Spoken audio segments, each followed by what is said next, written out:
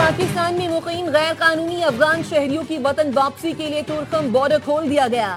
20 روز بعد افغان مہاجرین کی واپسی کے لیے بارڈر کھولا گیا ہے۔ تورخم سرحد تجارت اور پیدل آمد و رفت کے لیے بدستور بند رہے گی۔ گزشتہ ماہ پاک افغان کشیدگی کے باعث تورخم بارڈر کو بند کیا گیا تھا۔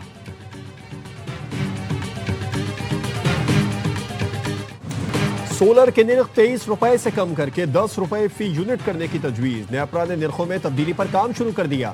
اگلے مرحلے میں سولر کے پے بیک ریٹس ختم کرنے کی تجویز زیر غور۔ وزارت پاور ذرائع کا کہنا ہے سولر سے بننے والی بجلی پر صارف کو سسٹم سے ادائیگی نہیں ہوگی۔ صارفین سولر انرجی کو 100% خود استعمال کرنے کا پابند ہوگا۔ سولر کی مد میں صارفین کو 125 ارب روپے ادائیگی کی جا رہی ہے۔ حکومت کے لیے آئی پی پیز کو ادائیگیاں مشکل ہوتی جا رہی ہیں۔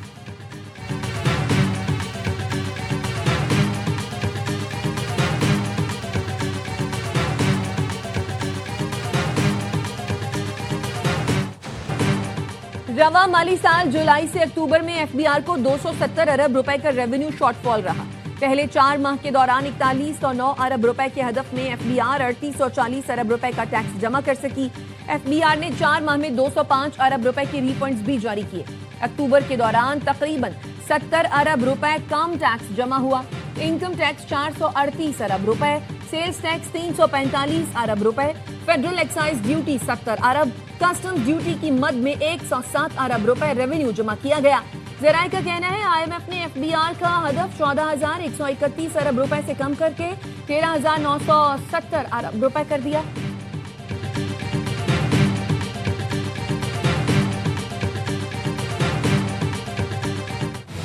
عوام نے پیٹرولیم مصنوعات کی قیمتوں میں اضافہ مسترد کر دیا۔ حکومت سے قیمتوں میں کمی کا مطالبہ، کہا مہنگائی پہلے ہی آسمان پر ہے، پیٹرولیم مصنوعات کی قیمتوں میں اضافے سے مشکلات مزید بڑھیں گی۔ پیٹرول کی قیمت میں 2 روپے 43 پیسے فی لیٹر اضافہ کیا گیا، نئی قیمت 265 روپے 45 پیسے ہو گئی۔ ڈیزل 3 روپے 2 پیسے فی لیٹر مہنگا، نئی قیمت 278 روپے 44 پیسے مقرر۔ مٹی کا تیل 3 روپے 34 پیسے اضافے سے فی لیٹر 185 روپے 5 پیسے کا ہو گیا۔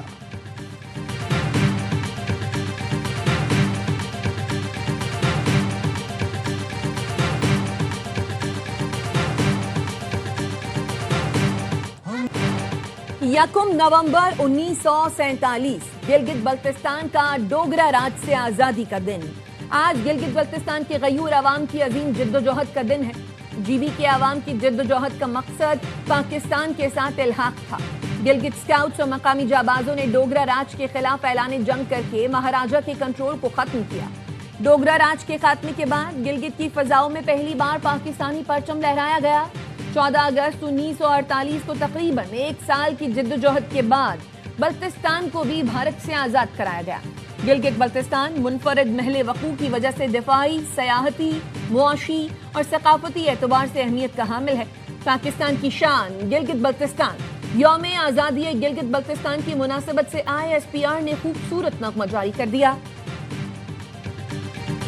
وزیر اعظم صاحب نے بڑی اچھی بات کی ہے کہ انہوں نے اس بات چیت کے دروازے کو کھولا ہے۔ پراکسیز کی وار کے ذریعے اس طرح کے معاملات کیے جاتے ہیں، ان کے نتائج اچھے نہیں ہوتے اور ہندوستان کو بھی اس کے کوئی اچھے نتائج نہیں ملیں گے۔ Pakistan is an able state اور پاکستان کی ملٹری بڑی پروفیشنل ہے۔ وزیر اعظم نے پی ٹی آئی کے لیے بات چیت کے دروازے کھول کر اچھا اقدام اٹھایا۔ کسی بھی سطح پر بات چیت کا آغاز پاکستان کی بہتری کا راستہ ہے۔ اسپیکر پنجاب اسمبلی ملک محمد احمد خان کہتے ہیں ٹی ایل پی پر پابندی اچھا اقدام ہے۔ ٹی ٹی پی سمیت دہشت گردی کی کسی تحریک کے ساتھ بات چیت نہیں ہو سکتی، اسٹیٹ کو اپنی ریٹ قائم کرنی چاہیے۔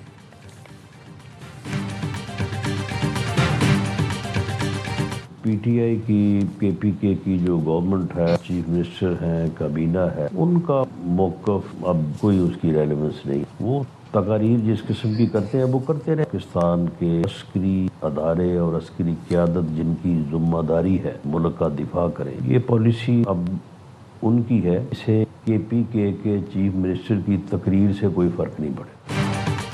وزیر اعلیٰ کے پی جو بیانات دیتے ہیں اس کی کوئی اہمیت نہیں۔ پی ٹی آئی کی صوبائی حکومت یا ان کے ارکان کے موقف کی کوئی حیثیت نہیں۔ وزیر اعظم کی مشیر رانا ثناءاللہ کی پروگرام اعتراض ہے میں گفتگو، کہا پاک فوج کی سیکیورٹی کی ذمہ داری ہے، پاک فوج کو ملک کے دفاع کے لیے جو بھی اقدامات کرنا ہوں گے وہ کیے جائیں گے۔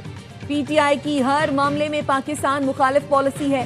حکومت کے خلاف جانے کے چکر میں پی ٹی آئی ریاست کے خلاف چلی جاتی ہے۔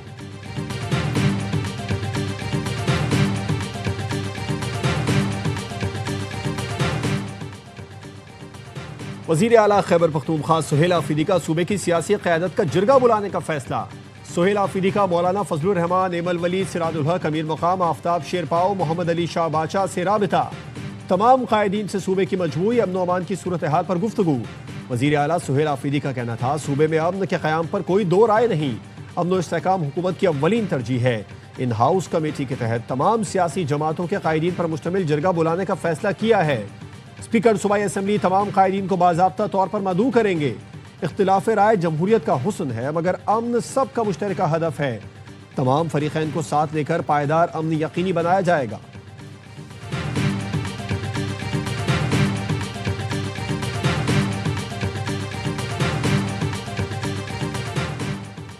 وزیر اعلیٰ سہیل آفریدی کے اقدامات بتائیں گے وہ کتنے سنجیدہ ہیں۔ گورنر کے پی فیصل کریم کنڈی کہتے ہیں خیبر پختونخوا کو وفاق کی سپورٹ کی ضرورت ہے۔ کے پی میں امن آئے گا تو خوشحالی آئے گی۔ میں کچے کا ڈاکو نہیں جو کسی کو یرغمال بنا لوں۔ کشمیر کا فیصلہ کشمیر سے ہوگا، اسلام آباد سے نہیں۔ وزیر اعظم آزاد کشمیر کے نام کا اعلان کشمیر سے ہوگا۔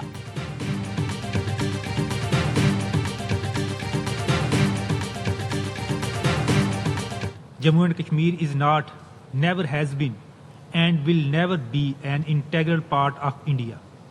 It is a disputed territory whose final disposition is to be decided by the people of Indian illegally occupied Jammu and Kashmir. اقوام متحدہ جنرل اسمبلی اجلاس میں پاکستان کا بھارت کو کرارا جواب۔ فرسٹ سیکریٹری سرفراز احمد گوہر نے تقریر میں کہا جموں کشمیر نہ بھارت کا حصہ تھا، نہ ہے اور نہ ہی کبھی ہوگا۔ جموں کشمیر متنازع علاقہ ہے، فیصلہ اقوام متحدہ کی زیر نگرانی رائے شماری سے ہوگا۔ سلامتی کونسل کی قراردادیں کشمیری عوام کے حق خود ارادیت کی ضمانت دیتی ہیں۔ اقوام متحدہ کے نقشے بھارت کے زیر قبضہ کشمیر کو متنازع علاقہ ظاہر کرتے ہیں۔ بھارت اقوام متحدہ چارٹر کے آرٹیکل 25 کے تحت قراردادوں پر عمل کا پابند ہے۔ اقوام متحدہ کے ہائی کمشنرز اور عالمی ادارے بارہا بھارتی مظالم پر تشویش کا اظہار کر چکے ہیں۔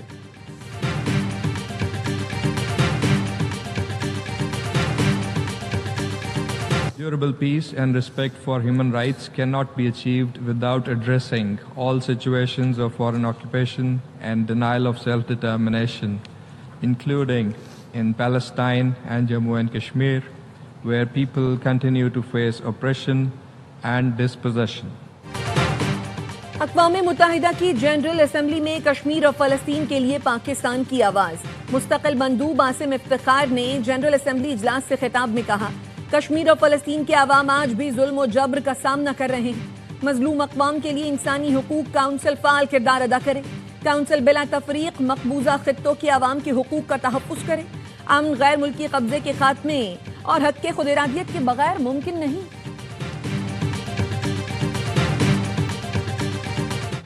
اسرائیل کی جنگ بندی کی پھر خلاف ورزی، غزہ پر بمباری کر دی، 3 فلسطینی شہید، متعدد زخمی۔ اسرائیلی فوج کے غزہ کے شمالی اور جنوبی حصوں پر فضائی حملے۔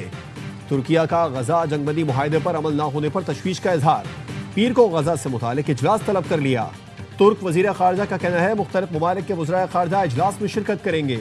حماس نے مزید 2 اسرائیلی یرغمالیوں کی لاشیں واپس کر دیں۔ اسرائیل نے بھی 30 فلسطینیوں کی میتیں فلسطینی حکام کے حوالے کر دیں۔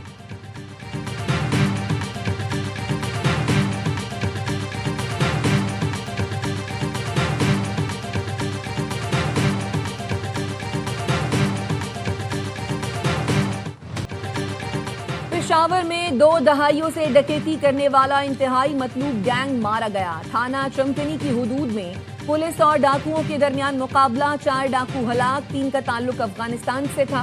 ایس ایس پی آپریشنز کا کہنا ہے ڈاکوؤں نے حال ہی میں 2 بڑی وارداتیں کی تھی۔ پولیس کی وردی میں ڈاکٹر کا گھر لوٹا تھا۔ ڈاکوؤں کا بین الاضلاعی گینگ 2003 سے وارداتوں میں ملوث تھا۔ وائٹ ہاؤس نے صحافیوں کے داخلے کے نئے قواعد و ضوابط جاری کر دیے۔ صحافی پریس سیکرٹری اور دیگر اعلیٰ حکام کے دفاتر میں بغیر اجازت داخل نہیں ہو سکیں گے۔ نئی پالیسی کے تحت اپر پریس روم میں داخلہ پیشگی اجازت پر ممکن ہوگا۔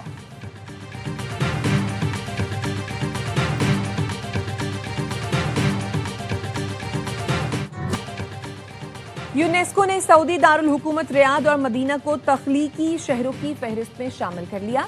مدینہ منورہ کو روایتی پکوانوں جبکہ ریاض کو ڈیزائننگ کے میدان میں تخلیقی شہروں کی فہرست میں شامل کیا گیا ہے۔